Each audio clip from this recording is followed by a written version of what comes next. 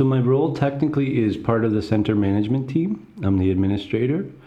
That's sort of on the day-to-day side. And then I'm also an assistant teacher. I guess you'd say a senior assistant teacher now.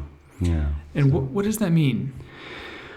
In terms of the title senior Yes. assistant teacher? Yeah. So most all teachers in this tradition refer to themselves as assistant teachers. And the reason for that is that Mr. Goenka, S.N. Goenka, who passed about 10 years ago now, he is considered the head teacher, the primary teacher, even though he's passed.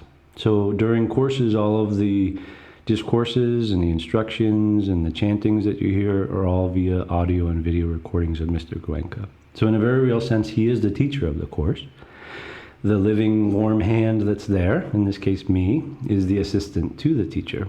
The title of senior assistant teacher is really just about how many courses have you conducted and volunteered on, and thus hopefully how is your sort of skill set and your knowledge base about how to successfully run a course.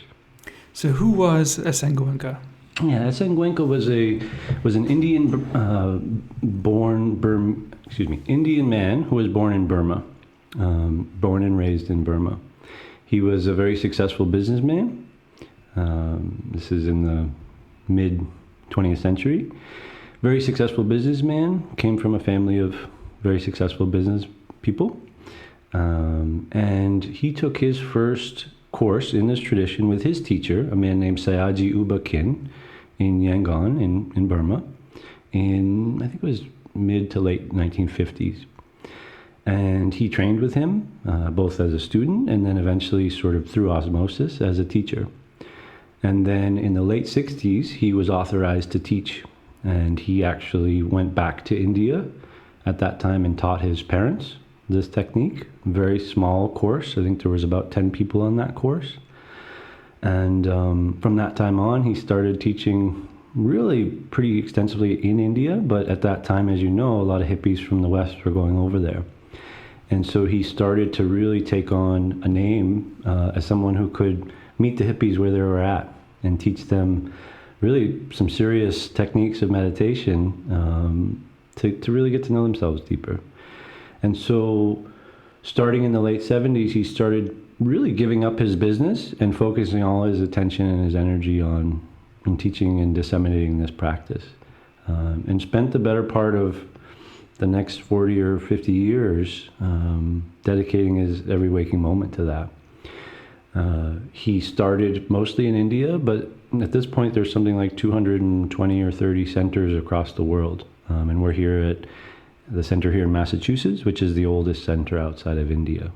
So we're coming up on about 43 years of this center operating. Yeah.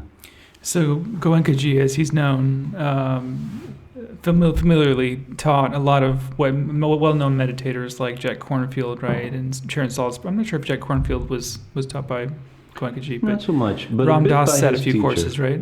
Yeah, Ram Dass did, and Ram Dass really, of course, I wasn't around, right, for this. I wasn't even a twinkle in my parents' eyes at this point, but from talking to a lot of the folks that are still around that, were over there, the hippies in the early 70s, Ram Dass really encouraged a lot of people to go and sit with Goenka-ji. So Ram Dass is kind of a silent hero in this tradition in some ways, because a lot of these hippies were over there just looking for a teacher, looking for a path, looking for something, as they often say. And Ram Dass really encouraged them to sit with Goenka-ji. Jack, as far as I know, didn't sit with Goenka-ji, but did practice and learn from his Goenka-ji's teacher, that's Sayaji Uba Khin. And surely Joseph Goldstein and Sharon Salzberg sat a lot of courses with Goenka-ji early on. Thank you. So what about your background? Where are you from? Yeah, I grew up in New Hampshire, sort of southern New Hampshire on the border with Maine. So I'm a New England boy. I went to high school actually in Maine, and then I've lived in Massachusetts for the last 15 years or so. So yeah, I consider myself very much a New England guy. Yeah. Was there more to that question? You have a background in music, right? Yeah, I do. Yeah. So out of high school, I was actually quite a big basketball player. I was a short basketball player, but basketball was my thing. And so right out of high school, I went and played basketball in college for a couple of years. My motivations for being there were not great because it was just to play basketball. So that didn't really end successfully. And then in my 20s, I actually coached a lot of basketball. I was a high school basketball coach and a baseball coach for a couple of years. At the time, I was living up in Maine, so I would, in the daytime, I was a lobster fisherman. So I'd fish in the morning, and then in the evenings and the afternoons, I'd be coaching. Sort of between those two bullet points, in my early 20s, I was really traveling and seeing the world and that sort of thing. And I would say that my spirituality was really kind of focused around psychedelics. That was kind of my spiritual path at the point, which in some ways I credit for my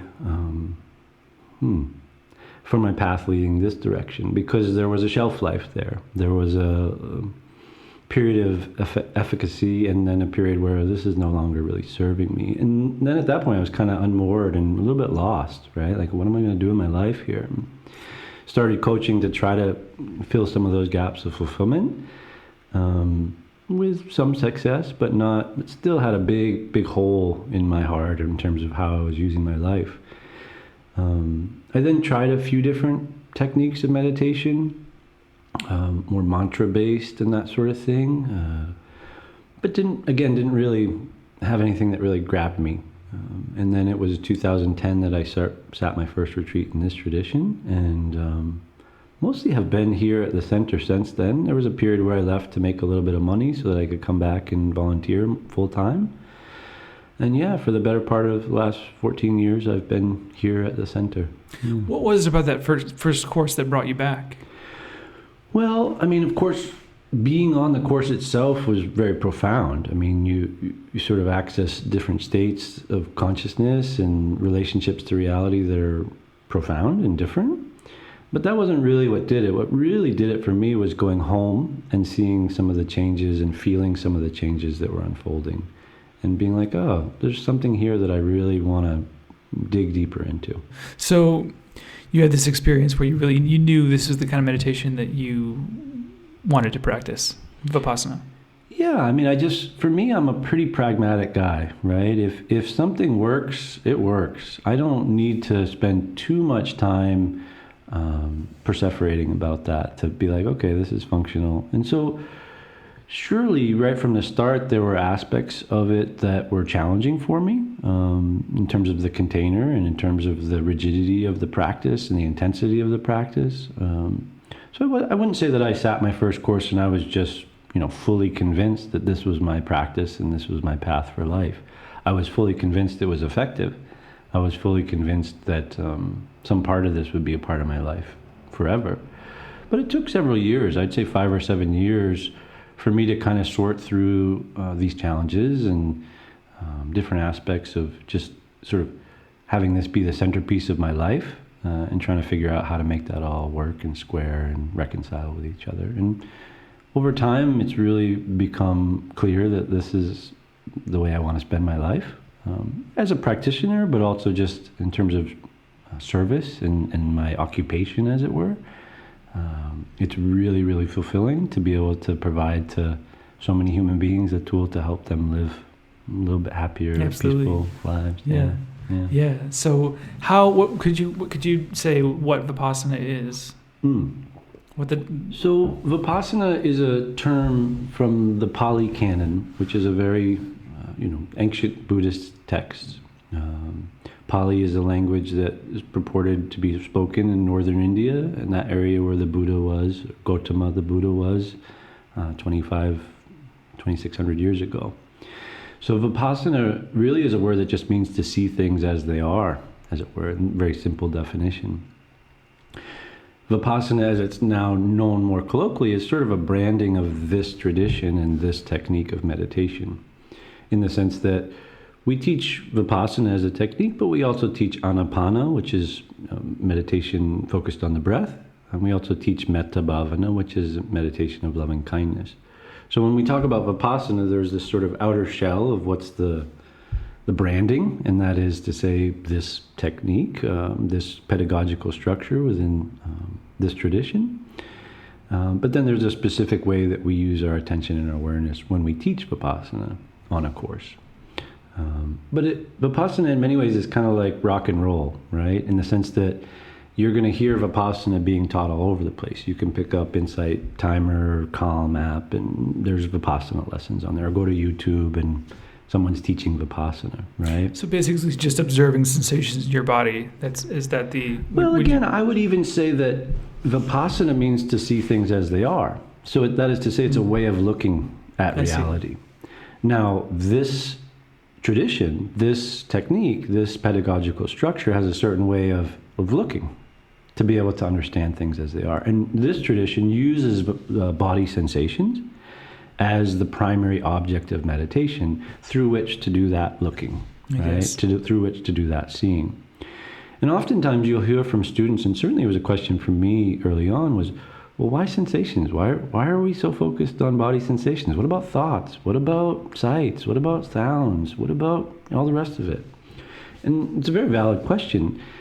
From my mind, the reason is because we want to understand the nature of reality. And so sensations are a really good tool for that because they're constantly present.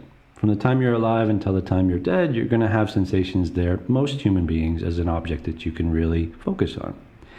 The other part of it is that one of the sort of founding characteristics of reality that the Buddha taught was, he taught three. One of them is impermanence, or anicca is the Pali word. And so to understand the impermanent nature of all things it's nice. We can talk about it, we can read about it, but how do I do that? How do I actually really settle in with impermanence unfolding? Well, body sensations really give me an opportunity to do that. Some are very fast, little tingles and tickles, and it arises and it passes very fast, blink of an eye. Some are very slow, like the pain in my knee or the ache in my back or whatever else it might be. But they too are oscillating. They too are rising and passing. Maybe not as fast as we'd like all the time, but they're moving. There's some flux, there's some flow, there's some oscillation. And so in that way, I use sensations to be able to really get in there and divide and dissect my current understanding of reality so that I see that it's all just made up of these concomitant parts that are just arising and passing. And it's that understanding, that experiential, not cognitive, not something we can talk about, but that personal experiential understanding that starts to chip away at some of our, let's call them negative patterns, right? Or bad habits, that sort of thing. Right. I mean, for lack of, just to keep it really simple. Right. Those could be something we developed over the last year or the last 10 years, or maybe even, if you believe in that sort of thing, 10 lifetimes, right? Right. But sort of patterns of our mind, patterns of our heart. These sankharas. These sankharas is the word, yeah. Sankharas is the Pali word that is usually used to describe that. And, so we get an opportunity with sensations to really understand that everything that we thought was who I am is really just made up of all these concomitant parts that are they themselves arising and passing all the time. So there's lots that comes from that, but one of the things is really just a lot of ease without being so attached to like, this is who I am, and I am this, and well, really, if I break this down, I'm really just made up of a bunch of pains and pressures and tingles and hotness and coldness and all the rest of it. So perhaps that's the mechanism that leads to, I was going to say, what sort of benefit do you feel like the meditation gives? But you kind of answered it right there. By looking at these sensations, you're able to step away from identification with a certain pain or feeling, or even a sense of pleasure, or something that you might attach to and cause suffering. Yeah, I mean, ultimately, I once heard from a smart Dhamma teacher this very simple equation about sort of our suffering. And on the one side of the equation, you have two multipliers. I'm not a mathematician, so I'm probably not using the right words, but they're both on a scale of 1 to 10. And one of those is your pain, let's say, and your pleasure.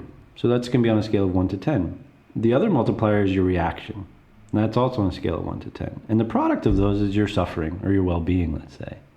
And so I could have a pain that's a 9 because I have, prostate cancer or something like that, and nothing I can do about that. But if I'm reacting to that at a 9 or a 10, well, my suffering is going to be pretty high. If I learn how to not respond to react to that in the same way that I have in the past, well, then my suffering is less. My well-being is higher. So Vipassana is not about getting rid of pain, right? It's not getting rid of anything like that. It's just about creating a relationship with it where I'm not reacting to it. And the understanding of anicca, the understanding of impermanence, really lends itself really well to that, because you get to create a little bit of space between this is who I am and this is the phenomenon that's occurring. So we do that training on the cushion with our sensations really deeply and fully. In many ways, that trains us so we get off the cushion and we get cut off in traffic, or somebody calls us a big jerk or whatever. We feel those sets of sensations that come as a result of that phenomenological unfolding. Somebody calls me a jerk, I hear it, the mind perceives that, it makes a whole set of stories around it, and then there's a flow of sensations through the body. And so what we're doing is we're training our mind to be able to create a little bit of space between, well, I and this set of phenomenon. And so if I've done that, then somebody calls me a jerk, I feel the same sensation. It's not that I become less of a human being. I'm actually more in tune and more aware of my humanness. But yet I have a little bit of a gap before I can respond to that with, well, no, you're a jerk. And now I've just thrown fuel on this fire and it's burning and we're both burning. So in terms of what does it do for me, I had notions that it would do for me that I would just be peaceful all the time, and I would never get angry, and I would never get sad, and like this is what enlightenment must look like, right? But over time I started to realize, no, I'm still a human being. I'll always be a human being, right? But can I respond skillfully when I'm met with negativity by other humans, by other situations that come up in my life? Can I respond with balance when really pleasant, positive things happen? And all of that's not so, again, that I become less personable, less human. It's so that I can really meet the world with more positivity, more love, more compassion, more balance of mind, more equanimity. Equanimity is the word that Goenkaji uses a lot. He talks about it as our ultimate, really main and only yardstick for progress on this path. It's not about a state that you achieve with meditation. It's not about transcending the current mundane reality. It's about how am I relating to that. So does that, in that line, does that make you more present? Yeah, for sure. I mean, part of the ability to even really perceive our sensations or our breath, but definitely our sensations in a high-def kind of way, means that I have to strengthen my awareness. I have to strengthen my concentration. I have to sharpen my mind. So you were saying that you have a feeling of general less. You feel like it has an anxiety-reducing quality because of. Yeah, I mean, I want to be careful with that as a blanket statement, right? Because for some people, this practice can be very stimulating and, in fact, not be helpful for their anxiety, right? When I first came, I really had this notion of, oh, this is a panacea, this is a cure-all. Everybody needs to do this. Over time, being in close contact with a lot of people from varieties of cultural and historical contexts, I've come to notice that that's not the case, right? And we try really hard to make sure that the people that come for these courses are strong mentally, physically, all the rest of it. But for some people, it's not appropriate because it is so intense. For me, I think that's the heart of your question. For sure, again, I don't know that my anxiety got less. It's just that my relationship with anxiety changed. So I think that this is a thing that's a very common misunderstanding about what meditation can provide, of this idea of like curing anxiety. Well, what does that even mean? Anxiety is a evolutionary, sort of product that's helped keep us alive as a species. The problem is that we have a relationship with anxiety where we perseverate. The problem is that we exacerbate the anxiety. We throw fuel on the fire of anxiety to the point where it causes a lot of suffering. So we become anxious about being anxious. Exactly. And we start to think of all the things we need to do to get rid of this anxiety, as opposed to kind of making friends with it, kind of trying to understand it, and trying to not understand it from a cognitive level. I mean, there's a lot of people, and I certainly have, and may again in the future, have therapists, right? Counselors that they talk about the story of their life with. Very useful as an endeavor, I think. It helps to really help us understand why we have some of these patterns. However, Vipassana takes a very different route. It says, we're not going to talk about this. You're going to feel what it feels like to feel anxious. And you're going to learn how to break that down and to recognize that what I call anxiety is really just heat in my face and pressure in my chest and tightness in my belly and my shoulders. You see what I mean? Now I'm starting to break it down to one level. And then I start to pay attention to the heat on my face, and I see, well, it's tingly over here and really hot over here. I start to break down what even heat is. You know, the Buddha used the analogy of a chariot, but we can update it to modern day and say a car. Well, like, we say, well, what's a car? A car, well, is it the wheels? No, the wheels are just wheels. Is it the steering wheel or the roof or the frame or the seats or the belts or the... These are all just parts that together we call a car. But you break them apart and they're just pieces. So anxiety is the same idea. I can treat anxiety in the same way that I would treat the dissection of a car and break it apart, and then it doesn't really cause me as much trouble because I've started to see the concomitant parts, and most importantly, I've started to see that each one of those parts is also a manifestation of impermanence. And not self, right? And, well, inherently, if it's impersonal, you, changing right? stuff, well, like, how can that be me? If I see something consistently coming and going and not actually having any stability, and I used to call that me because I thought that this structure was I, that starts to get a little shaky there. Now, until one has really reached the final goal, there's going to be some semblance of that paradigm that still exists. But in the meantime, it gets shaken, and that shaking can be really helpful for a lot of these challenges. Because again, I'm not my anxiety now. I used to think I am anxious because I this, that, and the other thing. When I started to see, well, like, anxiety comes just like a rainy day comes or a sunny day comes. I didn't ask for it to be rainy out, but this weather pattern has flowed through this time and space, and it manifests as a little bit colder, a little windier, a little darker, a little bit of rain. It's the same thing with anxiety, say. It's a weather pattern of not necessarily a country or a county or a city. It's a weather pattern of my own mind and my own heart. But it comes, it goes. I didn't ask it to come. It usually comes for very logical reasons, much like a rain pattern comes because of pressure and moisture and all these things. So there's usually a causal event. And as I say, there are endeavors and sort of ways of looking at things that are more about like, well, let's talk about that. And that's a very valid thing. Vipassana says, no, let's feel that. Let's feel what that feels like. Let's break it apart.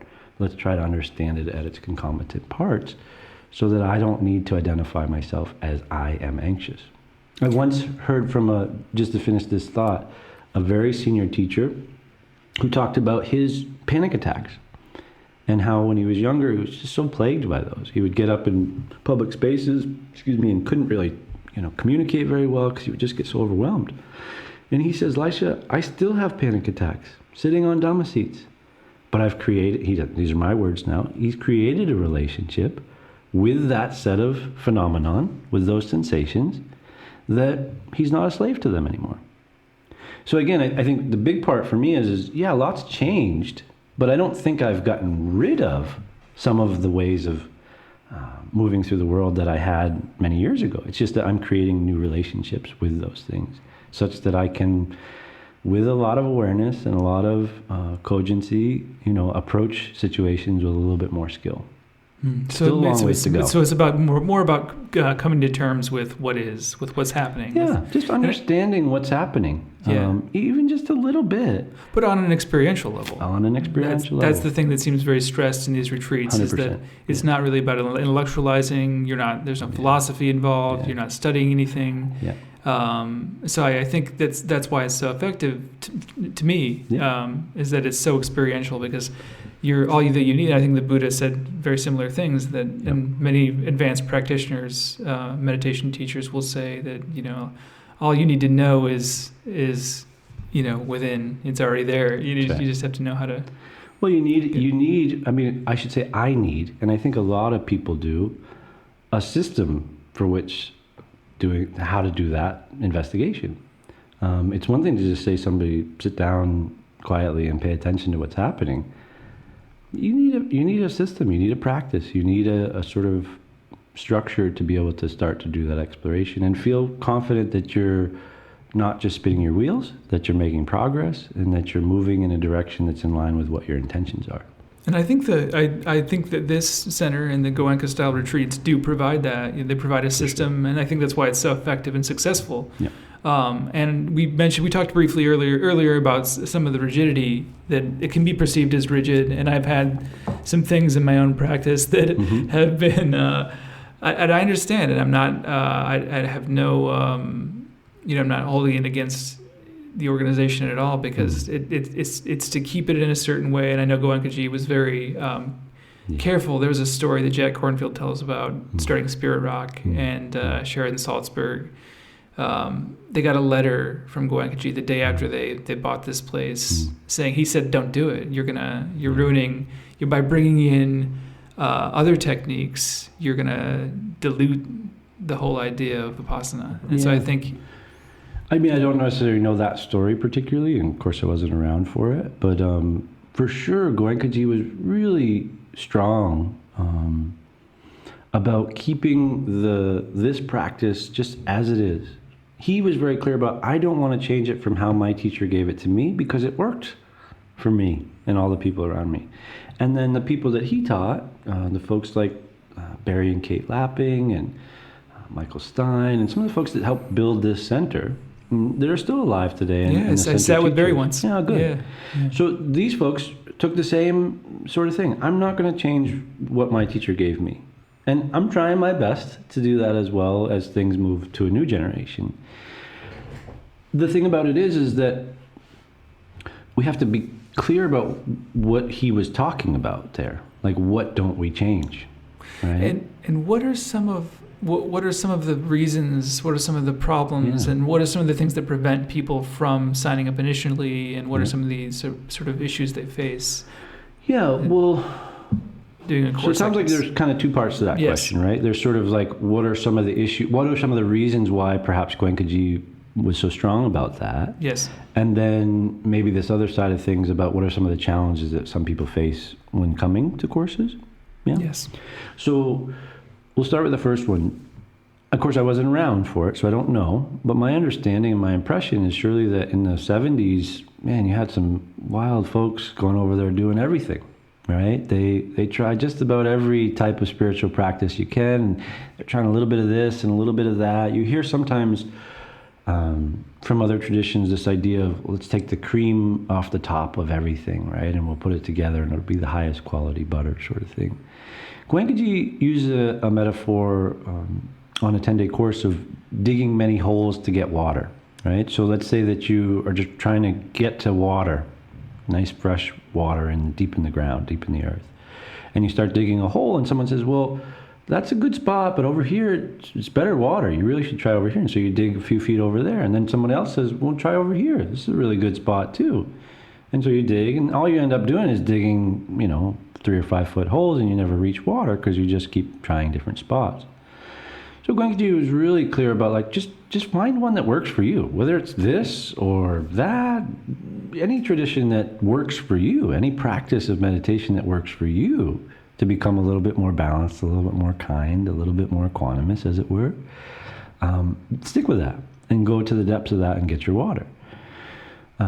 So that's one of the sort of basic reasons. The other side is that there are practices that are just not compatible with this sort of technique. So you're talking about sort of what are some of the challenges that some people face. Another metaphor that Goenkaji gives on a 10-day course is you're riding a very strong, beautiful, powerful horse that gets you where you need to go. It's fast, it's efficient, it does a great job. And somebody says, well, that horse is good, but you should try this horse. And then they'll put one foot on one horse and one foot on the other horse and try to go fast. And that's, of course, dangerous. It's not to say that the one horse is better than the other horse. It's just you can't really ride two horses at the same time. So there are certainly practices of meditation or spirituality that really are in conflict with this. Because this practice says, strip it all down, let it be, understand its nature, don't interfere, just observe. Do nothing, essentially. Of course, it's really, really hard to do nothing. It's very difficult. Probably the hardest thing in the world. But if you then are trying at the same time the other horse to like kind of move energies around and manipulate your situation, not to say that that's not a viable way to move forward, but you can't really do both of those things. It can be super dangerous, frankly, for the mind to be able to be pulled in very opposite directions. So this is, again, speaks to why was he so intent about this. Part of the reason was he observed people mixing up things and get into really sticky situations. Yeah. Situations that he couldn't even help them get out of. And we're talking about mental health situation, right? And so because of that, it's sort of the, I guess it's the Hippocratic oath of do no harm. So a lot of the guidelines that you see now, 50 years after he started teaching in a very expansive way, his teacher and the teachers before him, they would teach 5 or 10 people at a time. Very small amounts of people came to them. Goenkaji's, there's well over several million people that have sat one of these courses now in the world. In the New York City 5 boroughs area alone, there's something like 25,000 people who've sat a 10-day course. And that's since 2002, right? That's when we have records. That's amazing. It's crazy, right? Yeah. So the point is that it's such a large scale, such a large scope, such a diverse set of human beings that you're serving. So he had to create, and he, meaning all the many hands of Dhamma, as it were, that worked with him in these last 50 years, including Kate and Barry, right, and Michael, and all these teachers that you see, they had to figure out, how can we do this in a safe way so that we don't hurt people? And that meant creating guidelines, rules, restrictions that precluded certain people from being here and precluded certain mixings of techniques because we didn't want to hurt people. That makes sense. So yeah, every rule and regulation that you see now, there's a backstory behind it. Yeah. And certainly this mixing of techniques in part was just to help people get to water, as it were, to get to their goals with practice. And that's to say, stick with one thing and go deep. And on the other hand, it's just an observation that if people are doing lots of different things, they can become pretty imbalanced. And so when they're here, we want them just to practice this thing. That makes sense. Now you said there were how many people that have come through this course? Several million at this point and across the world. But here in the States, like I say, New York City to me is a good metric because, of course, it's a large city. But yeah, 25,000 people have sat a 10-day course in the last 20 years, let's say. But out of the millions of people that have sat a course, how many? What's the percentage, would you say, that have come back? Oh, okay. I see what your question is. Yeah, so it's a pretty small rate that returns. Goenkaji at one point put out a number like he thought only 10% would ever come back. But it's much closer to about 30, 35%. And then they continue to practice. Yeah, That's so good. Some come back just for a second time and want to confirm that their experience was what it was, or some come back for 3 or 5 courses and decide, no, this isn't really my path or my practice or my community. And then there are many like myself that make a decision and decide that, oh no, this is something I want to really commit to and dig deep on and spend most of their lives doing it. What do you think prevents people from coming back and from continuing the practice on their own? First of all, it's just very hard.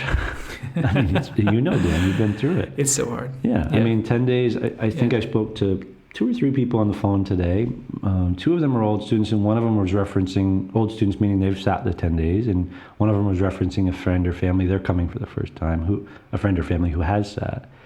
And all 3 of them use the same word. It's probably the hardest thing I've ever done in my life, and maybe one of the more beneficial things. Same. Yeah. Same. So it's a pretty common trope. Yeah. And so why don't a lot of people come back? Well, because in their mind it lives as like, whew, that was really hard. I climbed Mount Everest, metaphorically. I'm good. I don't need to climb it again. Yeah. Right? And certainly there are people that come for 10 days and are just like, no, I don't really get with that. Or I don't really feel these benefits that I thought I would feel. I'm going to try something else. The beauty of this tradition in my mind is that it's fine. Yeah. Like if people come for one course and never come back again, we don't chase them down. We're not trying to get membership numbers up, or we don't do fund drives or anything like that. Like, it's fine. Really, ultimately, and this is what prompted me to come back, almost as much as the benefits I was receiving personally, was that I recognized nobody was getting rich here. Nobody was getting powerful. Like, this is a gift. And it was handed to me without any expectations of anything. And I want to try to provide that for future me's. Yeah, I mean, it's a unique model in that way. But I think it really, really functions. I mean, the Dana-based model, Dana meaning donations or generosity. Dana is actually a quality, a perfection, a parami, that we all have to develop on our path to awakening and enlightenment or liberation. But this tradition functions very heavily on this dana-based model. So folks that are coming, tomorrow we'll welcome 120 people or so, and there are no charges for them to come. There are no recommended donations that they should give based on how long they were here, on what food they got or their housing. It's given to them as a gift, and they can choose to make a donation at the end to provide that same gift for a future student or not. And I would say, one of my roles these days on the management team is paying the bills. It's enthralling, I assure you. But no, it's not. I'm glad you mentioned that, because I wanted to ask you more about your duties here. Yeah. Well, that's one of my duties, is sort of, handling the books. I'm not a trained accountant. I do my best that I can. This tradition also has always been a volunteer-driven organization, as in it's really run by people that are volunteering their time. It's not to say that some folks don't get a stipend to just take care of their basic needs, car insurance, health insurance, whatever, school loan, something like that. But no one here is making money. Anyways, one of my roles is paying the bills. And so, we often do we always do the reconciliation of the donations that come in after a course. And it's only like 65 or 70% to give a donation. Mm-hmm. We don't chase down the 30% and say, hey, you were here for 10 days, we fed you and gave you a 3-star hotel, and what the heck? We don't do that at all. And to me, that was and remains really, really important. To me, if you're handing out technology that's supposed to be liberative, that's supposed to be for the benefit of all beings, it shouldn't come with a cost. And this is just my personal feeling. And I think Goenkaji, when he started this model, and I shouldn't say started, but started it in a very broad, expansive way. It's always been a model within many spiritual structures, spiritual traditions. But when he started it, there was a lot of concern that it wasn't going to work, right? I mean, especially in India, there people really said to him, like, you're crazy doing this. People are just going to come because they need food and a place to live. And he said, yeah, but they'll have to work. They'll have to meditate. And if they don't want to work, then they won't stay. And it's really worked out pretty darn good over these 50 years. I mean, this center now, as I say, is the first center outside of India. It's something like $60,000 a month to run this place. And every penny of that comes from people that just want to see this opportunity or this gift available to the future generations. So it's pretty special. It's a beautiful thing. Yeah. And granted, the number of people that are practicing it are relatively small compared to everybody else on the planet. We talked earlier before we started recording about the ripple effect. Yeah. And consciousness being something that extends outward. So I think it's... Yeah. I mean, certainly for me, my mother lives with us now. So I help take care of my mother, which is a beautiful gift and beautiful thing. But I have 7 brothers and sisters. I have a big family. I think I have 15 nieces and nephews at this point. What did your parents do? They were hippies too. Yeah. They didn't get over to India, but they just started having babies and did the Scott and Hale nearing thing and moves up to the woods of New Hampshire to have goat and a bunch of babies. So they figured out how to feed us, but that was their primary goal. Yeah. The point I guess I'm making is that, again, you asked sort of what benefits come for me. My relationships with my family are just so much different now. And people that I care about, it's not to say they're perfect, they're not. They're still very challenging. But this ripple effect I can see is if I can come into a space and I can be equanimous, a little bit balanced, a little bit aware of what's going on internally and thus responding a little more skillfully, that changes the whole dynamic of the space that I've entered. I mean, what I'm bringing to the table is an element of balance, of kindness. And that definitely has a ripple effect in the short term. And then, as you say, like they then leave that space with a little bit of that and keep it moving. Truly. And that's one of the things that's sort of you can't go back to the same situation and have not been a meditator. So it's a very difficult thing to, what do you call it, unfalsifiable? But it's real, unverifiable. But it's real, which reminds me, I'm glad we're talking about this because there was a moment, and I sat a course you taught back in 2020 during COVID, and it was the most anxious course I've ever sat because of COVID. It was crazy, everybody just, at one point I could just feel the anxiety just pouring off. It was like palpable and just in my body.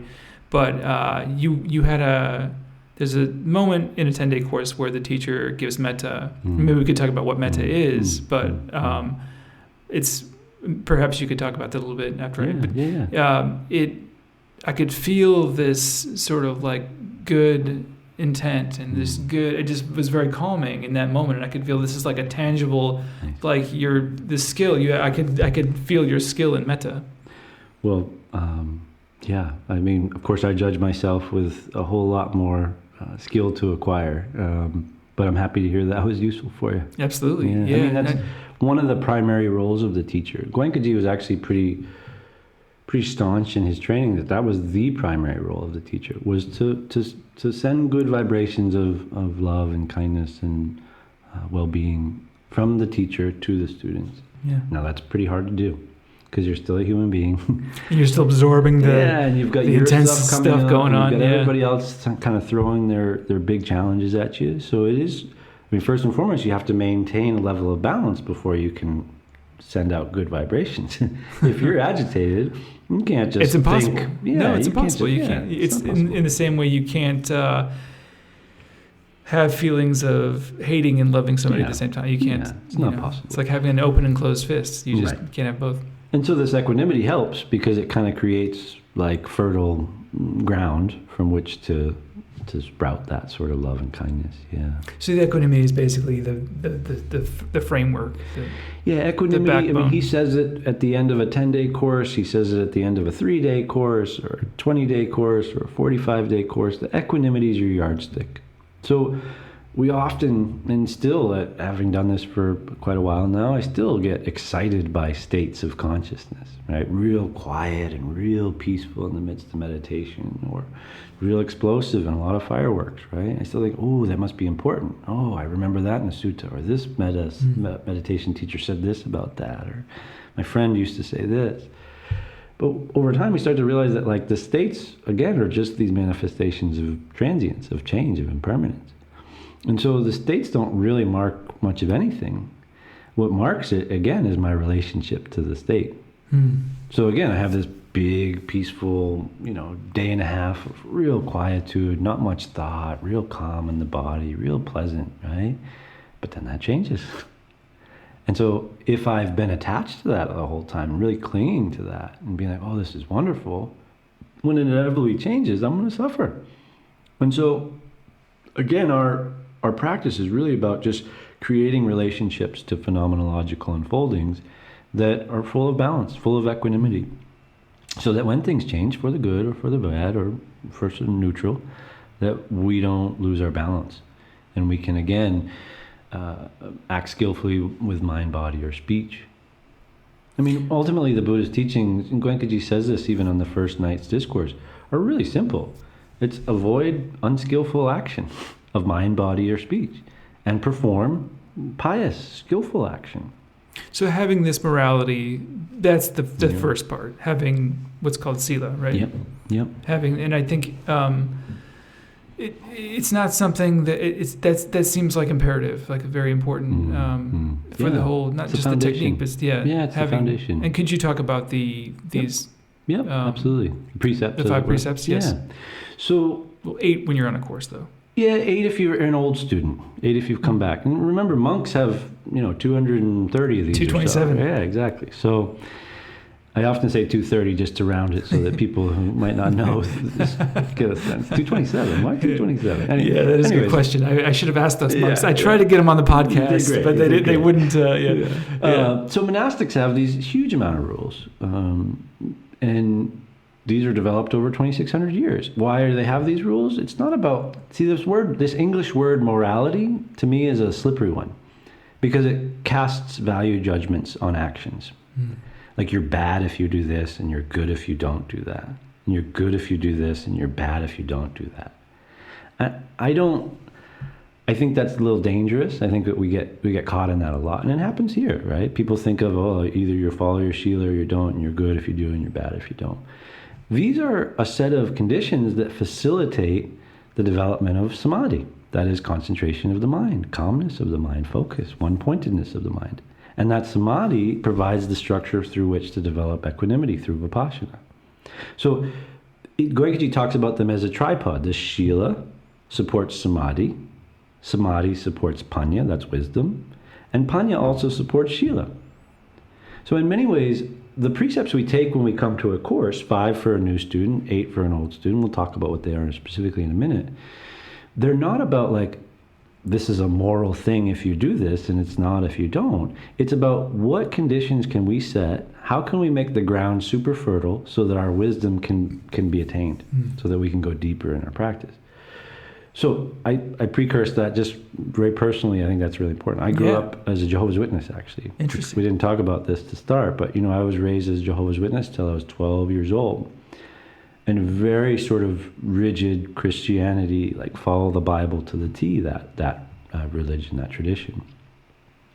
And so I had a very distinct notion of what things like morality were, things like what faith was and devotion, and they had very specific definitions. There's a lot of very specific. I had a roommate, a studio mate who was a JW, as he said, and he was such a nice guy. Extremely nice. I'm so grateful I was a Jehovah's Witness growing up. I mean, it created a certain level of, in the classical sense, morality that I could grapple with as a young kid. Yeah. I didn't have to stay in it while I was in high school, which I think can get really tough. It seems a little confusing. Like some of the stuff he would talk to me about, I'd be like, "All right, okay, that's It's a little more challenging. So I feel very grateful I was. I mean, I read the Bible by the time I was 12. Right? I had practiced public speaking in that religion, right? I mean, I sang 3 times a week, right? And their service element, like lots of really, really good aspects. I guess where I'm going with that is that when I came here, I heard these same words: morality, faith, devotion. And this is why I was talking earlier, it took me some years to kind of like figure out how I'd fit in this container, how I'd fit in this box, because they're using these same words: the truth, the ultimate truth. Oh, I heard that before. Jehovah's Witnesses talked about that. They talked about all these things. But then the point is like, you have to dig deeper behind the word. Like, what's the point of this word Shila? And it's a dead language that we've translated simply to morality. I think that's a falsehood. It's not morality on that, in the way that we as Judeo-Christian Americans in 2024 often think of morality. It's a set of guidelines that will facilitate you to unify your mind, to concentrate your mind, which allows you to go deeper, to understand reality. That's it. I'm glad you mentioned that. I picked up a book while I was staying at the monastery. I was staying at a place called Temple Forest Monastery, New Hampshire, of some Theravadan monks this past few days. And there's a book by Ajahn Sumedho. I'm sure you're familiar with his writing. Sumedho for sure. He was talking about one of the precepts of not killing is not necessarily. He was saying that it really shines a light on your urge to kill, and that is it agitates you, and so it's really it's a different thing. It's not really about don't kill. It's about what is your state of mind. What kind of state of mind does that create? Yeah, I mean, Goenkaji always said mind matters most, right? The volition of your mind is what matters, and so if I'm killing something because I'm full of agitation, anger, rage, hatred, and then I perform that act of body and mind, it's going to leave a mark. It's going to at least create a sort of pattern. You could call it a neural pathway, whatever you want to call it, that's going to make it easier to do that the next time. That means react to my anger, my negativity, my hatred. These are inherent seeds in all beings, as it were. And so kind of coming back to when we talk about Shila here in this tradition, we're talking about it in a way to live your life so that you can progress along the path. Not so that we have, rules written in stone so that people that want to be in this club have to follow these rules, and if you don't, you can't be in this club. No, not at all. It's like, if you do this, this, and this, then you're going to set yourself up to be able to make progress in the path. So really, it's pragmatic. It's about everything in the technique. That's what sort of But again, I think the challenges, and we talked about some of my challenges. We talked about some challenges that people have coming to these courses. The problem is that we take a word like morality, and we ascribe that to the whole basket of Shila. And that has judgment behind it. Not even necessarily for others, but for us. The way that I relate to the word morality comes with judgment. And so I need to be careful and cogent and cognizant about what words and what stories I'm telling myself and other people. And coming from the background that you have, you feel like that colored your experience. I feel, again, so grateful to have gone through that experience, because it really helped me to sort of contextualize these things and to not have so much charge around just words. Yeah. Like, well, what's the point of this word? What's the point of this rule? Like, let's get down to the base of why I don't kill, why I don't steal, why I don't take intoxicants, why I don't have sexual misconduct, right? Why I don't lie. These are the 5 precepts, the 5 basic precepts. What I found to be interesting about those is that they seem to make sense. You don't really have to think about it. After doing a course and after being a practicing meditator, it's not like it's not an effort to keep those precepts. You just do. I mean, it's like it would be weird. It would just be bizarre to do one of those things. Totally. But here's the fascinating thing: is that people have different interpretations of those things. What is sexual misconduct means a very different thing to someone who was raised in India and in an arranged marriage when they were 15 than it does to someone who was raised in Brooklyn in 2023 and polyamory is all over the place. Like, there's a different... Or intoxicants. I like the way that... I think I could say this publicly, that I was sort of demoted, not demoted in the sense, but I applied to the course to serve it, but one of the teachers said it'd be more beneficial because of my use of psychedelics, that it would be better to sit the course. But that's interesting that so from a certain framework, those are seen. Obviously, a monk would never take psychedelics because for him, never know in 2024. I know that's the thing. That's the thing. It's all about context. It is. But again, why is it about context? Because it's about the volition of the mind. If let's say that let's try to use a pretty benign example here as best we can. If I'm taking an opiate because I just had a dental surgery and my face is on fire, I'm going to get high from taking those 2 Percocets. Objectively, it's going to do its job to numb my pain, but I'm also going to get high. If I didn't just have that surgery and I take those 2 same Percocets, the intention of my mind is not to numb my pain, it's to get high. It's to move away from reality. So again, it's about what is the volition of the mind. And that's what we have to pay attention to. And if we're honest, again, this is why Shila supports Samadhi, Samadhi supports Panya, but Panya also, wisdom that is, supports my Shila. So, for instance, a big one that comes up for a lot of meditators is like, should I be a vegetarian? I was going to ask you about that. I'm glad you bring that up. So, people want to say, and you were talking about Ajahn Sumedho, right? And I assume that that's part of that dialogue in that book. People want to say, well, I have to be a vegetarian because I'm encouraging someone else to kill if I blah blah blah blah blah. But I mean, what's in our tofu these days? How many beings died to get our tofu, right, or our beans, right? The point is, what's the volition of my mind? If the volition of my mind is to kill beings, that's not so great. If the volition of my mind is I need to take care of this physical body, and for some people that means eating meat. Because their physical body demands that kind of protein, and their nutritionist and their doctor says, no, dude, you need to eat meat. So they should eat meat. It's about mind being, the volition of my mind mattering most, because that's what's going to lead me in a certain direction as time unfolds. I see that. I'm glad. I'm quite happy you say that too, because I wanted to speak to you about just monks in general versus lay people and how very different. It's a different culture, and I wonder what your take on just like I don't want to talk about progression, but like if there is a final goal, if liberation is possible. Well, that's a big question there, Dan. Let's start with the first part. I mean, this tradition is in many ways thought of as a householder's tradition. Right? Goenkaji himself was not a monk. He was a householder. His teacher, Sayagyi Ubakin, was also a householder. He was accountant general for Burma in the 40s and 50s. Sayagyi's teacher, a farmer, also a householder.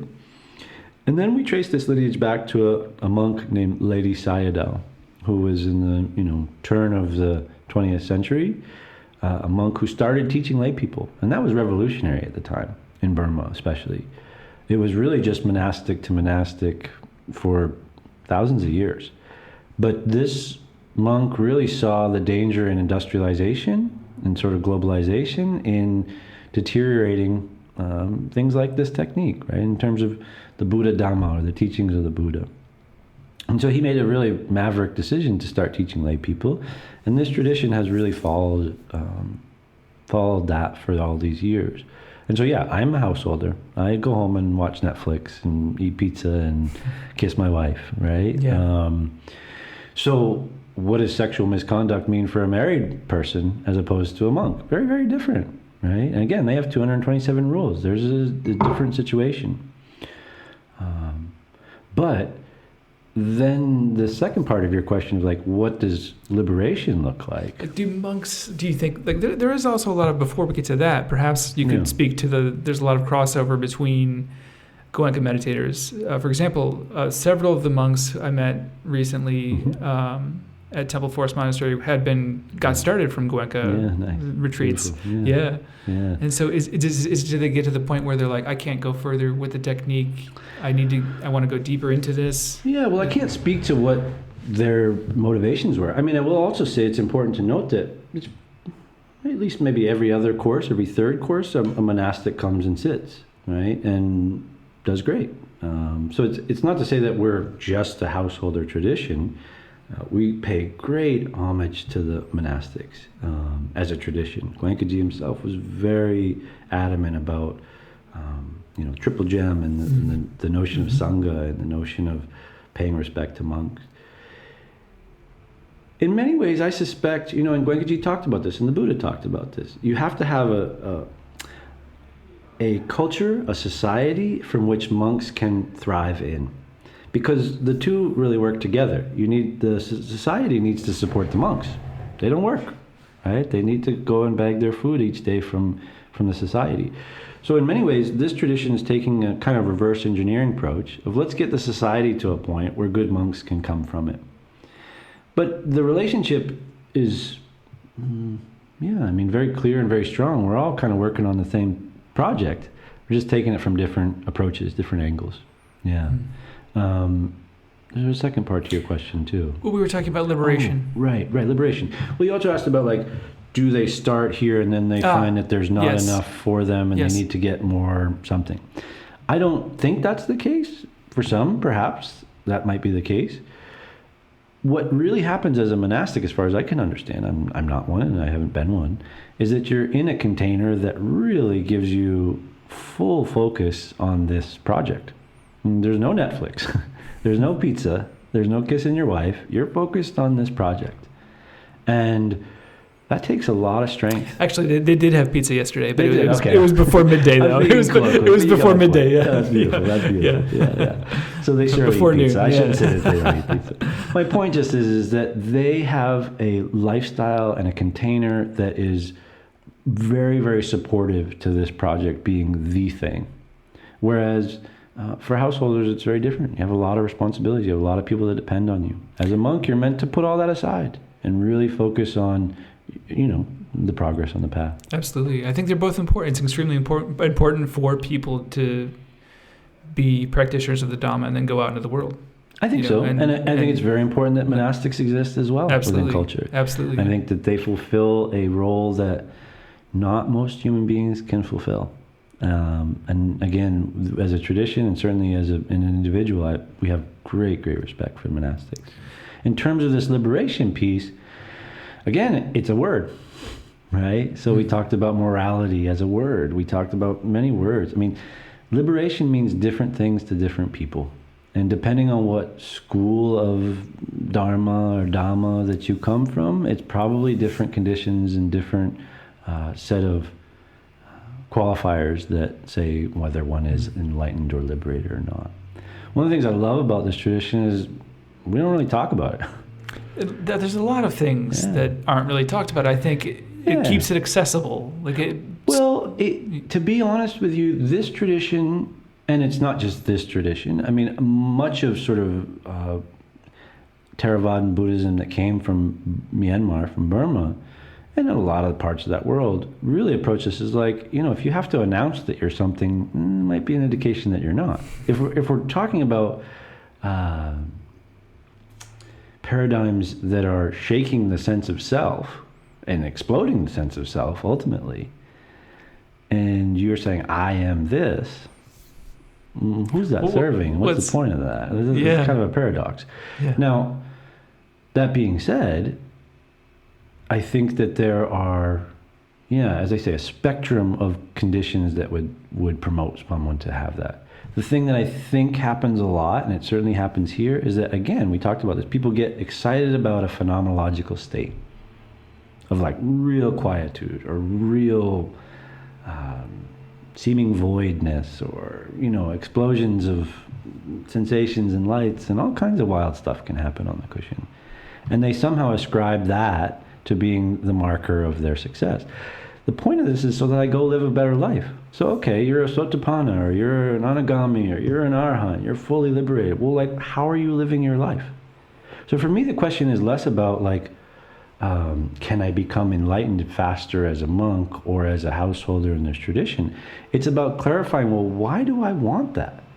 How would I act if I was an Arahant? Not what the scriptures say, or my teacher said, or what some monk said, or Joe Schmo down the road said. What do I want out of my practice? What do I think I would be like if I was fully liberated, if I was enlightened? How would I talk? How would I feel? How would I act? What would I eat? To me, these are more important questions to ask because it orients me in a direction. And it helps me to recognize where I am now. And help me to be compassionate with that and patient with that. If I'm just thinking that it means, well, you have no more doubt and no more attachment to rites and rituals and a sense of, what does that mean? Like, I know what it means cognitively. I know I can read about it and talk about it and all the rest. But effectually, for me, I don't know that would be that much better, those things. But I definitely want to be kinder. I definitely want to be calmer inside my body. I definitely want to be able to speak with more compassion and clarity, right? Like, so there are markers of who I, Lysha Smith, how I think I could or would manifest as an enlightened or awakened being, that I still got work to do. Because the point of this whole path is pragmatic. Not from me or Barry or from Goenkaji, but from the Buddha. Ultimately, I would say that all of these switched on people, Jesus, Muhammad, they're all speaking the same thing. And that is, live a good life. Be nice. Be nice to yourself. Be nice to other people. Don't be mean. And so, like, that's all sweet and lovely, and we can say, yeah, let's be love, but we have to practice that. We have to retrain our minds to behave in a certain way. And so, to me, enlightenment is a totally pragmatic thing. It's not, I have no personality and I don't like pizza anymore and I, I'm just like a blank slate. That doesn't make sense to me. And I don't really want that, frankly. Right? Right. Me, Lysha. Right. Yeah. So again, when we start to talk about these things, my own opinions kind of fold in. I can tell you what the scriptural references are, but I think for me, this is what's most important. I'd like to hear that, and that's important. I think also for people to hear that it sounds like you're saying that it's also not something that's over there. It's not this far off thing in the future, like, oh, someday I'll be enlightened. You can. Yeah. I mean, every moment that we act, that we are really aware of what's happening at the level of our own body, and our own mind and our own heart, and we really understand it, and we're really balanced, and we're acting skillfully, is a moment of awakening. So, like, what does it mean to be enlightened? It just means that there's not really any gaps between those moments. I'm just fully aware of what's actually happening, and I'm responding skillfully to that. It's really not that complicated, in the sense of, it doesn't have to be all these glorified notions that we see on, memes of Dhamma. Like, it's just nonsense. Yeah. It's a pragmatic thing. I want to live a life that's good for me and good for other people. And I don't think the Buddha taught anything but how to do that. And I don't think Jesus taught anything but how to do that either.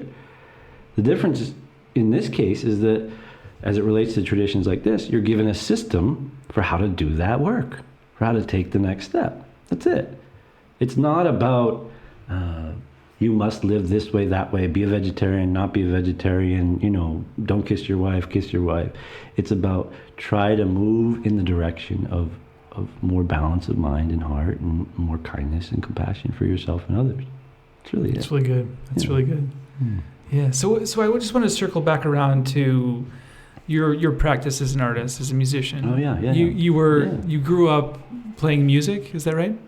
Not as much as I would have liked. I look back on all those years of really intensive basketball training. Mm-hmm. When I was 10 or 12, I would be out in my yard, not allowing myself to go get dinner until I made such and such free throws, right? I was pretty rigid with myself. If I'd spent all that time making music and practicing music, I'd be a much better musician now. So I really didn't take music at all seriously up until, my dreams of becoming an NBA basketball player were shattered, right? Which is, around the time in my early 20s when psychedelics were a big part of my life. Got into, sort of that electronic scene in the late 90s, sort of the last vestiges of that peace, love, unity, respect thing. That was a thing that I kind of missed. But that means that I really got into a lot of really cool electronic music artists, and that was what really kind of turned me on to music. Who were some artists you listened to back then? Well, Radiohead's, sort of Kid A in 2001, and that shift.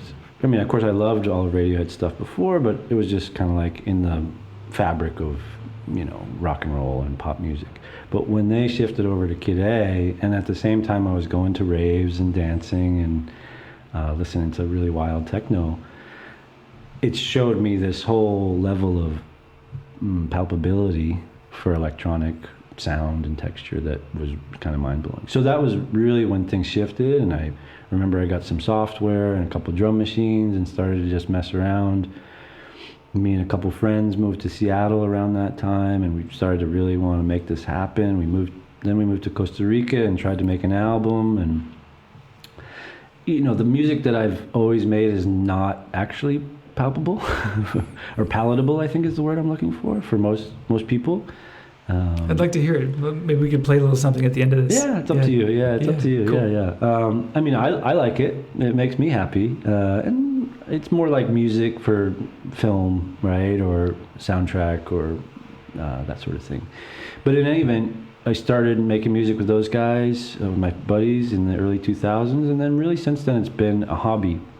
Now, as I mentioned, I didn't finish school in my early 20s. So I actually went back after being here for about 5 or 7 years and went to the local community college. And you were living here. Were you doing I was part of the management team Yeah. here. I was on doing long-term service here. So I was on the management team, and I was able to start going to school part-time. So I went to the local community college down the hill and got an associate's in music over the course of a few years. And then after that, I went to Marlborough College up in Vermont, which is now part of Emerson College, actually. But it's sort of like Hampshire and those schools where you design your own program. So my program was quote-unquote sound studies. That's what my degree is in. And it was cool. So I kind of take a cross-section of philosophy and science and music and created a whole schedule of study around that for those 2 years that I was there. And then the beauty of schools like Marlborough and Hampshire and those kind of schools is ultimately your final year, you're much like a master's thesis. You're just working independently on projects. So I was able to put together a full album on my own. It's kind of my only official release that's like on Spotify and such. And really the thrust of my work wasn't so much even the album or the performance of it. It was a sound art installation. So I titled that 30 days and 20 minutes. So it was meant to be a physical representation of kind of what's in my own mind and body when I sit for 30 days. How many of those have you sat? I think like 4 30 days and a couple 45s. So the longest you sat is 45? Yeah, the longest I've sat is 45. There was a 60-day last year that I was signed up to attend, but then my mother's health dictated I didn't quite feel comfy to go. That's a pretty big commitment, though, even 30 days. 20 days, even 10 for most people is a long time. 10's a lot to commit to for most people. Yeah. Right? To get to sit a 30 or 20 day, 30 day, 45 day, you have to have sat several or many of these 10-day courses as well to prove to yourself and to the teachers as well that, this is a good idea for you. But yeah, it's not even so much the time commitment. It's more just the commitment of energy that you got to put forth. I'm sure it gets a bit difficult. It is, but I mean, it's no different than a 10-day in the sense that it's the same practice. The technique doesn't change. There's no secret teachings that are given on those longer courses. It's more just that you have more time to see the weather patterns of the mind come and go, right? Mm. So we often say things like, oh, I woke up on the wrong side of the bed. Like, again, what does that mean, right? Like, it means I woke up and there was a set of sensations that I didn't like. And they might persist for a day or 2 or 3 days. And in our normal day-to-days, we kind of miss a lot of that. And we just say, oh, I'm just grouchy. I'm just tired. Oh, the guy was a jerk to me at work. No, maybe you just had kind of that cycle of the mind passing through. And so on a longer course, you really get to see that. On a 10-day course, I know that I don't want to sound flippant to your listeners who never sat one, but at this point, it's kind of like you need for me, I need kind of longer times to be able to settle in and really pay attention. It took a while to develop a level of fortitude to be able to sit down and spend 45 days and feel like confident with that. But at this point now, yeah. But it's made an impact on your music. You were saying that this album was a Thanks result. for getting me back to that, yeah. Yeah, so, I mean, the biggest project for that work was this installation. And so it was a room not much bigger than this, maybe twice the size of this, but let's say 20 by 20 feet. And whitewashed, and speaker array all around. There was a couple subwoofers on the floor, and various lights. I don't know if you've ever heard of James Turrell. He's a light artist. Absolutely. There's a few things at Mass Mocha. Yeah, exactly. So I had actually encountered him just by chance around that same time at Mass Mocha, and was really inspired. So it's amazing. The room was set up with all these, LEDs that were kind of hidden in the way that Turrell does, so that they could flash on the white wall and make these really beautiful colors. And so this was like an installation of light and sound. Yeah, it was totally an installation beautiful. Of light and sound. Beautiful, yeah. And it was designed, as I say, to sort of replicate what it felt like in my mind. So there were these, arcs of real calm and beautiful and peaceful, and then arcs of real violent and intense and passionate, or whatever the case might be, and tried to correspond the lights with the sounds and move the sound around the room and that sort of thing. It was a really, really fun project. I'd love to hear that, or maybe we can post it in the notes if you have a link. If you have a link to that, kind of like a 10-day course. It was like just really there. Hard to capture, right? Yeah. You had to be there. Yeah. I mean, I took some photos and videos and sound, but it's just not the same. That's so cool. You had to be in the moment. It's funny you mentioned Turrell. After my first 10-day course, I had some friends that were doing a residency at Mass Mocha. And you went over there. We went over there and saw Turrell. And I couldn't pull myself away from the one that's sort of inset in the wall. That was beautiful. I couldn't step away from it. They're beautiful. I kept thinking, I needed to change, changing, and so subtly changing. That's how it is. It totally is. It's so beautiful. Yeah, I really like his work, and so that was the biggest part of it. There was a couple other parts to the installation piece. One of them was like what I think I called an affirmation booth. So I had all my friends and family just do voice memos of well wishes to whoever, not me necessarily, but nameless, and then kind of compiled those in a way that you could sit down and hear it, and the chair kind of vibrated, and it was. Your practice informs your creative work, and I think for me that's something that's intangible, but it's changed the whole thing. I had this experience in the first 10 days that I just there was like a seismic shift in my mind. How so? Tell me. What do you mean? Yeah. Well, I experienced what's called towards the end of the course, Bunga, which I'm not sure exactly what that translates to. The monks dissolution. Didn't seem to really know what that meant. I don't know if it's a Goenka term or what where that comes from, but dissolution. And you see reality, I guess, for what it is, and outside of the realm of your own ego. And I was probably. There's a lot of terms for that. But again, going back to what we were saying, I think you like words matter. Yeah. But then it changed the way I think it fundamentally changed the way I saw the world and saw morality. Right. But going back to that same idea of language and morality, it's not really the conventional sense. I know what you mean. I think that's the thing, right? Is when you appear behind the curtain, like you're not going to unsee that. It's emptiness. No, it's so beautiful. And it's just like it changes the way that you relate to all the mundane things in your life, and even some things that are a little bit super mundane, like art, right? And the relationship certainly an artist has with their art. It changes when you start to have a different relationship with self and other and this whole big maelstrom of the universe. Right? Yeah, absolutely. And you see creativity differently. You know, I think there's always the whole thing is creative. You know, you're creating your own reality as you go, and everything in it is special and beautiful, and it's been really. But that's like, again, going back to what you're saying about these states of mind. You know, it's like you have these wonderful visions and inspiration and this and then, but that stuff is kind of it's not really real. Yeah, I mean, you know, again, reality is another word that we have to examine. Yeah. Right? Like reality, what are we talking about? Yeah. Right? And what's real is, you know, what my consciousness tells me is real.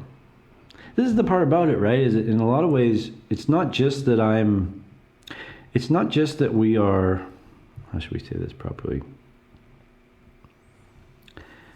Like we're participating in the creation of all things, right? We're participating in the unfolding of this whole cosmos. And so, and Goenkaji talks about this via the Buddha, or I should say Buddha talks about it via Goenkaji, and this notion of depending on past causes and conditions, we can kind of be in a state of brightness or darkness. I can't do anything about that. But what I do is I can participate in where I'm heading, right? So I can be in darkness running towards brightness, or darkness running towards darkness. I can be in brightness, as in all is good in my life, everything's well, and I can be running towards darkness. And I do that by the actions that I make.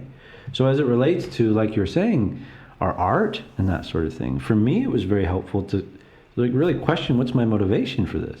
Am I trying to get rich? Am I trying to get famous? Who am I doing this art for? Who am I making this for? And I started to recognize if my motivations were anything other than just like being present and trying to do what feels right in this moment for me, based on my understanding of reality in this moment, then the result was usually much more good. I'm glad you say that. I had a very similar experience looking back upon after my first course. But I think doing the courses and practicing the technique, looking back on how I view the external art world and my own practice, my relationship to my work, I had a very similar experience where I stopped looking externally as much.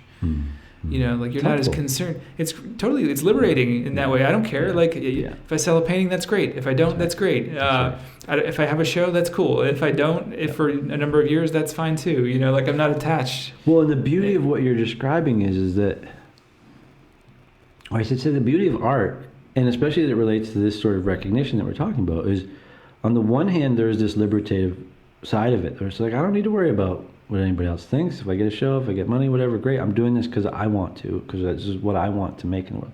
But we're also doing that so that we can relate to other human beings, right? So there is this interesting, subtle dance there of paying attention, again, to what is motivating the mind. What's the volition of the mind?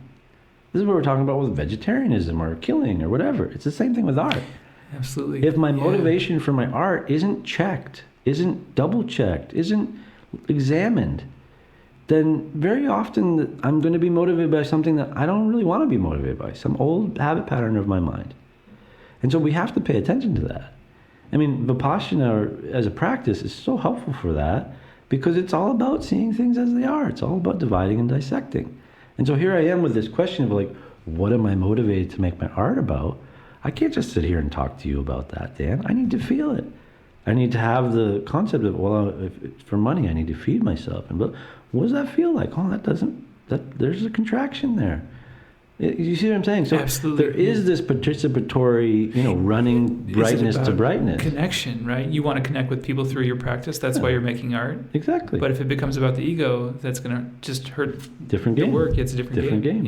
Yeah. And so, again, I think for me, the relationship between Vipassana as a practice and my art as a practice is that Vipassana is very much meant to happen in a silo of my own mind and my own body and my own heart. My art is how I can hopefully connect with people a little bit, whether they want, if they want to. But I, again, have to be really clear about, why am I doing this? what's my intention? What's my volition? Where am I going with this? And I have to pay real close attention to that. Otherwise, I'm just manifesting patterns that I might not really want to. Absolutely. So Vipassana really helps with Yeah. that, to help clarify those things. Absolutely. It's a very subtle thing. And Very subtle. It's Very something that I subtle. think you really, really need to tune in, to understand, to really... You need to tune in, and you to- need to pay attention for a long while. You need Yeah. a lot of data points Yeah, you do. to really sort through the sort of rubble of what the mind tells for stories. Yeah, and asking yourself who you are. You know, what the monk I had a conversation with, Ajahn Anando, who's a really wonderful guy. They all are. And he said, close your eyes, you know, and just ask yourself. He's like, you don't have to tell me, but just ask yourself, who am I? And I think rarely do we do that. Yeah. Yeah. Well, I think, the beauty of sitting and meditating, at least as Goenkaji recommends, 2 hours a day, sit in the morning, sit in the evening, is you have allotted that time to ask that question, not in a cognitive way, but in a experiential. I'm going to sit down and figure out who I am and figure out how I fit into this world around me, and not figure out cognitively again, but just feeling what that moment feels like and getting to know yourself. That seems a very important piece that we really talk about is the continuing practice, the 2 hours a day. And I confess that it's hard. It's really hard. It's really hard. I do 45 minutes in the morning and a half an hour at night if I'm lucky. If I'm lucky, at best. Yeah, you should feel really At good best. about that. Thank you. Really good about I that. appreciate that. Yeah. Thank you. Yeah, no, it's no small thing. It's a hard thing, you know. It's super hard. I mean, I live here, basically. I mean, I live about a mile away, but I live here. My life is structured around this. It's still hard to sit 2 hours a day. It's just a lot of time. It's a lot of time. It's a lot of time. It is. But much like if I don't brush my teeth, I notice it. So, right? if you go a little less one day, or if you miss a day or something like that, you feel differently. No question. I mean, again, the more that you are kind of pulling back the curtain and understanding yourself and how you manifest in the world, the more that you have clarity about when you hit it on the head and when you kind of fall a little bit short. And so, if for whatever reason I'm traveling and I have to sit on the plane or just fall asleep at night because I'm exhausted and I don't really get those full 2 hours in, I notice that my fuse is shorter. You feel it. It just is. Yeah. It doesn't mean it's drastic. It's very, very subtle. I mean, this path moves from the gross reality to the subtle reality. So as you progress, it becomes very subtle, these things. And so, but ultimately, how are you going to find out unless you try, right? Oftentimes people will say to me, well, I just can't make it happen, but I want to sit 20-day course. And one of the requisites for sitting a 20-day course is that you would have had 2 years where you sat, not 2 hours a day, every day. And people say, well, I just can't do it, but I'm ready for a 20-day. It's like, but you don't really know what 2 hours brings until you do it. It's much like not smoking grass or something, right? Somebody will say, well, I like to smoke once every week or two, and it's not messing me up at all. It doesn't really affect my meditation. But you don't really know until you stop. Really know, right? You just don't really know. Yeah. And again, it's so subtle that it's not something I can describe to you in a way that you're going to be able to understand or really grok. Yeah. But I can say for me, if I skimp on those 2 hours, effectually my day is different. And that's something that really strengthens your practice, just doing it. And would you say it's as important as going on a retreat? Like the 2 hours a day? Yeah. Yeah, I mean, in many ways, it's more important. Yeah. I mean, just maintaining that. Yeah, the courses are, we often, and Goenkaji himself refers to them as like a deep surgery of the mind. There's no anesthesia. You're the doctor and the patient, and you're trying to get in there and, check things out. Our daily practice is, to me, very analogous to brushing my teeth or showering, right? Like, if I don't brush my teeth, or if I don't floss for a few days or something like that, I mean, I'm feeling that. I'm tasting that, right? It's very much the same with practice. So, one teacher I heard early on in my practice describe it is like, it's like if you went to the gym and trained really, really hard for 10 days, like all day long, your diet was perfect and you really worked your butt off. Like, obviously you'd make great progress in those 10 days. But if you don't keep working out every day, within a month, that will totally atrophy and it's gone. So it kind of keeps you in shape, so that when you come back to sit another course, you pick up right where you left off. That's one of the options. That's a good analogy. Yeah, it's like, I went to the gym. I'm good now. Exactly. I can stop. You gotta keep it up. You gotta keep going. Yeah. You gotta keep going. Yeah. What is your role? What do you think the role of psychedelics, if any?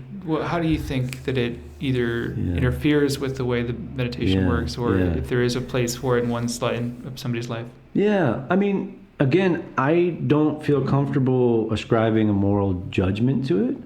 I think for me, I would not be sitting here talking to you if I had never partaken in psychedelics. However, I feel pretty strongly that they have a shelf life. I feel pretty strongly that their efficacy is going to reach a point of diminishing returns, and that eventually it's not really going to be serving you in the way you want it to or you think it is.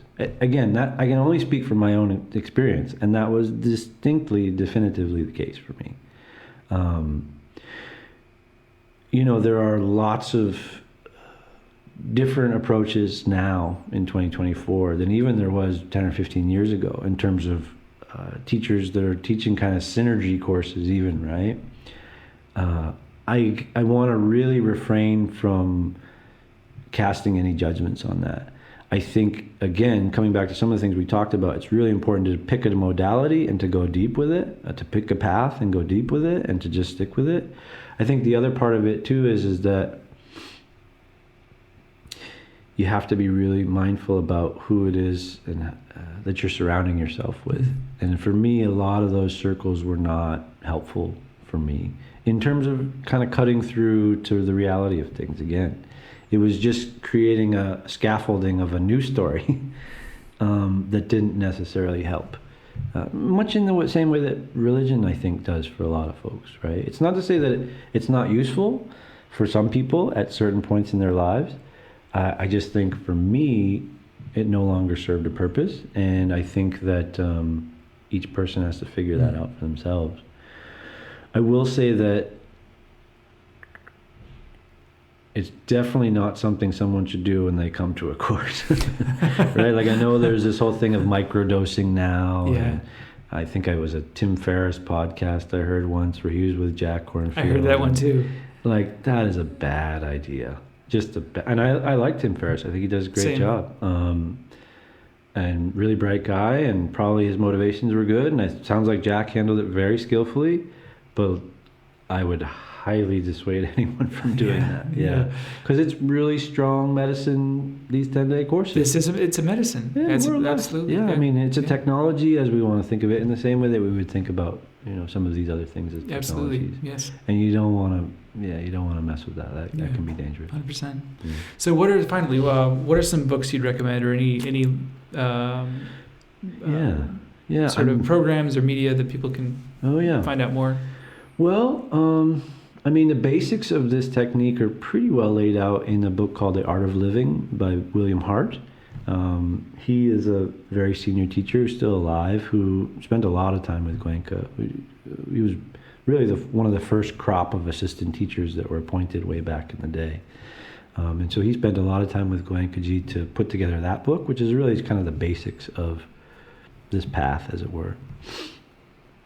Dr. Paul Fleischman has written a lot of really accessible books, and in ways that really talk about this technique, but in a very broad, scientific, and sort of philosophical perspective at times. He also has some really good talks online. One of the books, he just came out with a book that's a collection of these talks. It's called The Power of Small Changes. And that one is pretty solid for someone to get into. I mean, for me, I found reading across the board to be super helpful, as in from all kinds of traditions and lineages. It helps me to contextualize what we're doing here and what this tradition offers and what this technique offers that might be unique or different from other traditions or other teachers. So I find that really helpful to read across. I also found it really helpful to go right to the suttas, right to the closest thing we have to the Buddha's words. So depending on where one is at with their relationship to meditation or to Buddhism or to spirituality, I would probably cater that slightly different to each one. Personally, I really found a lot of these more modern podcasts like Deconstructing Yourself, Guru Viking, and some of these modern meditation. I mean, of course, 10% Happier is a fun one, and Tim Ferriss's is fun, and Sam Harris has some really good guests on too. I personally enjoy listening to people talk more than I do reading the books, because you get a little glimpse into what they're thinking at that moment in their lives, and I find that really helpful, just the human side of it. But yeah, so it's hard. I'm finding this hard to answer this succinctly. No, this is great. This is great. I think that those are great places to look to for inspiration for people. Yeah. Also, I know that Yuval Noah Harari is a Vipassana meditator. Do you know of some other people that some sort of well-known figures that people might know that do practice? Well, I mean, a lot of people have taken courses again, right? So there is a slight discrepancy between the folks who've taken a 10-day course and the folks who are practitioners, right? Yuval himself, up until recently, was a senior teacher in this tradition. So he has practiced quite extensively, sat many long courses as well, and is, of course, very well known. Another is a kind of an Instagram star, Young Pueblo. I don't know if you've ever heard that name before. You look him up. He's got 5 million followers or something. Cool. Yeah. He writes books that have been New York Times bestsellers. They're kind of like almost like self-help haikus. I'm sorry about that if I've downplayed what those are to my friend who is Young Pueblo. Yeah. He's quite famous. His name is Diego Perez Lucero. Lives nearby and see him all the time, and he's also an assistant teacher and quite dedicated to this path. Yeah. And then, Jack Dorsey sat several courses. That's right. Macklemore sat many courses, and Lupita Nyong'o from, Quiet Place, she sat many courses. Didn't Rivers Cuomo sit? Yeah, that's Rivers cool. from Weezer. And I mean, there's a lot of famous people that have sat 1 or 2 courses, right? There's not as many that are really, really involved day to day, but again, as you know, you sit 1 course and you kind of look behind the curtain and it's going to be there. Yeah. It's not an easy thing, but it's but it's so beneficial. And thank you so much for your work and for your contribution to this field. And I really appreciate all the benefit that I've gotten from it. So I'm happy to hear you have. I mean, I feel the one who's grateful, grateful in the sense that I get to live this life. It's pretty special. Absolutely. I will never get rich. I will never get powerful. I will never have much to show for it. But the amount of human beings that I get to see come in with, clouds following them around, and then 10 days later, not all of them, but many of them feeling really happy to walk out of here. I mean, there's not much more that could be fulfilling in my life. So it's beautiful. You're rich in good vibes. I feel extremely abundant with my life. Yeah. Is there anything else you'd like to add? I don't think so, Dan. I wish you luck with this endeavor. Thank you again. I think it's a fun idea and fun crossover of ways of being. And certainly, if I misspoke today, I ask for full forgiveness from my elders and from the future meditators. I want to make sure that I'm being a good representative of this tradition, and yet still be Lysha, because that's who I am. So Beautiful. Thank you, Dan. Thanks for again. having me. Cool. Take care. Yeah.